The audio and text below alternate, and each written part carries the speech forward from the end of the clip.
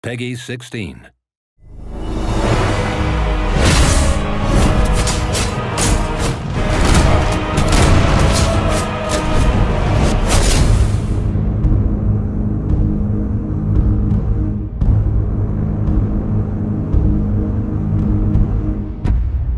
Empyreal is a sci-fi fantasy action RPG. I call it sci-fi fantasy because the setting is sci-fi, but I think the mood and feel is more fantasy.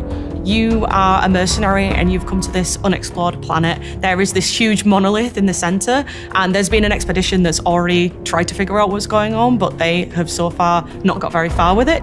They've been trying to explore this monolith that's been built by a lost ancient civilization, and it becomes clear that this civilization has made discoveries that are unknown to the modern world.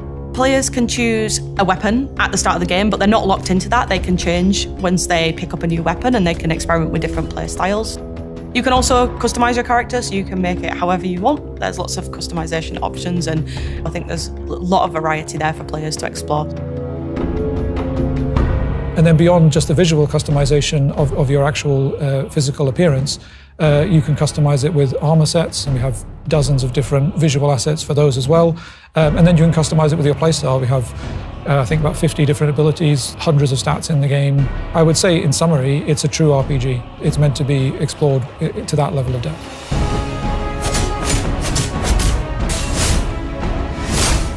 The combat revolves around 3 different weapon archetypes.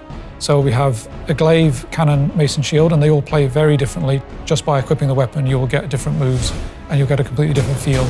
Once you've chosen your weapon archetype, you'll want to be selecting your abilities as well. So you have several choices of abilities to make. Some are specific to the weapons and some are shared. And then you have ultimate abilities, which require energy to build up. We have sort of a camera cut, so you get the spectacular, explosive kind of aspect of the combat as well. There are thousands and thousands of possibilities for creating your build. You could create something basically entirely unique. You can only change your loadout when you're in sort of the safe central hub zone area of the game.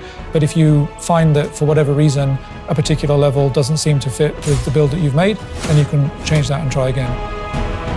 So in terms of stuff that players haven't seen, there is a lot because we've only put out a couple of trailers, so there's tons and tons of content. Particularly for a small studio, we've created a game that's very, very ambitious. The challenge is making all those elements come together in one big satisfying game that's going to reward curiosity. I think we've conquered that, to be honest.